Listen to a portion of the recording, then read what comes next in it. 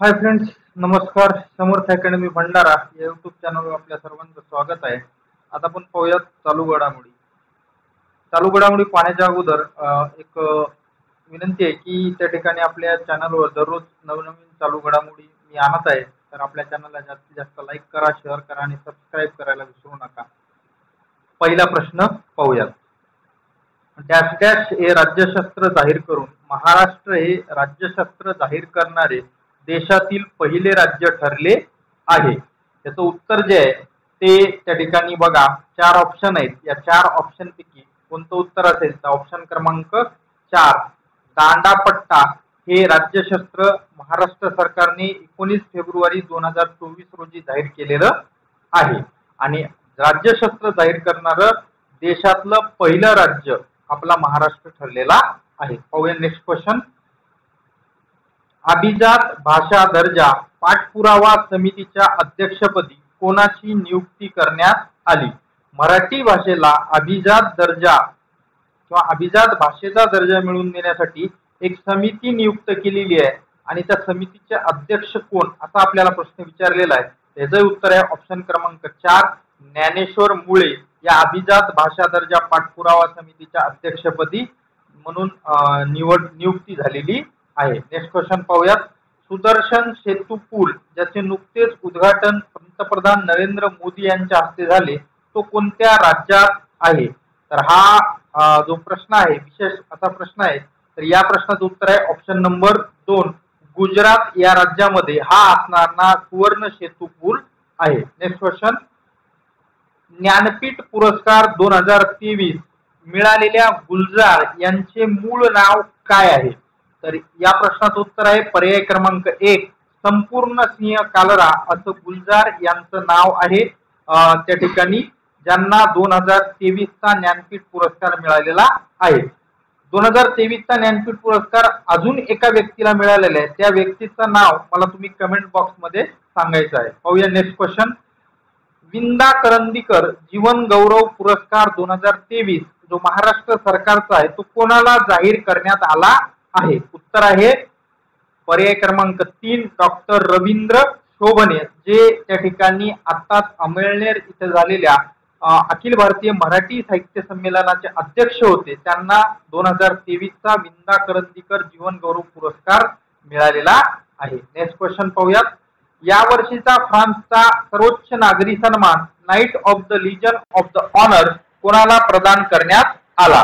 उत्तर आहे पर्याय क्रमांक 4 शशी थरूर काँग्रेसचे नेते. त्याचबरोबर असं म्हटलं जाते भारतातील सर्वात चांगली इंग्रजी बोलणारा माणूस म्हणजे शशी थरूर यांनाच या वर्षीचा फ्रान्सचा सर्वोच्च नागरी सन्मान knight of the legion of the honour हा मिळालेला आहे. Next question.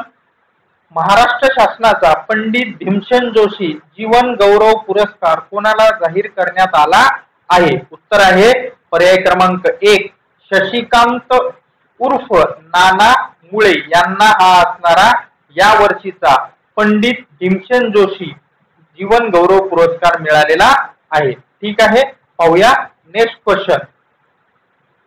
इलेक्ट्रोल बॉन्ड ही योजना 15 फेब्रुवारी 2024 रोजी सर्वोच्च न्यायालयाने रद्द केली.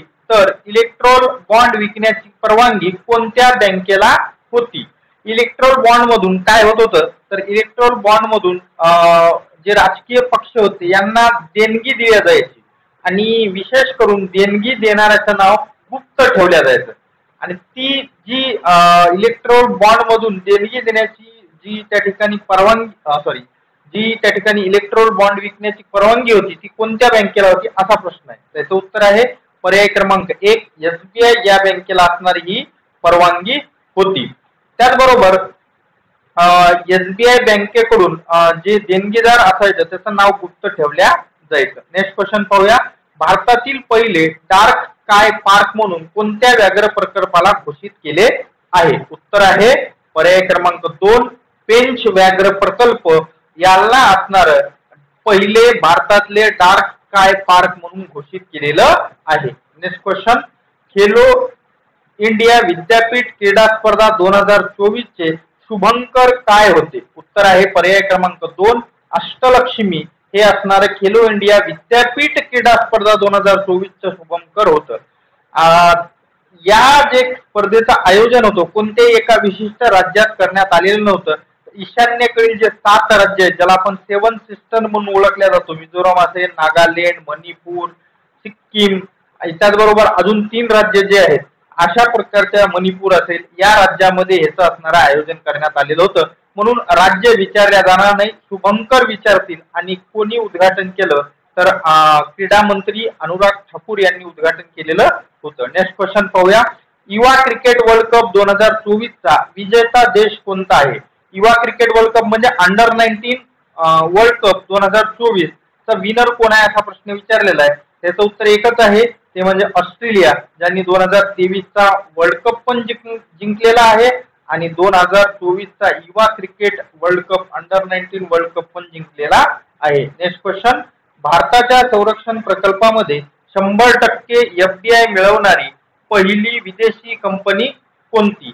तर ही आहे त्या ठिकाणी साब नावाची कंपनी आहे. तर या साब नावाच्या कंपनीला भारताच्या सर्वोच्च त्या ठिकाणी जे संरक्षण प्रकल्प आहे या संरक्षण प्रकल्पामध्ये 100% FDI म्हणजे काय तर पूर्णपणे त्या ठिकाणी विदेशी गुंतवणूक असलेली.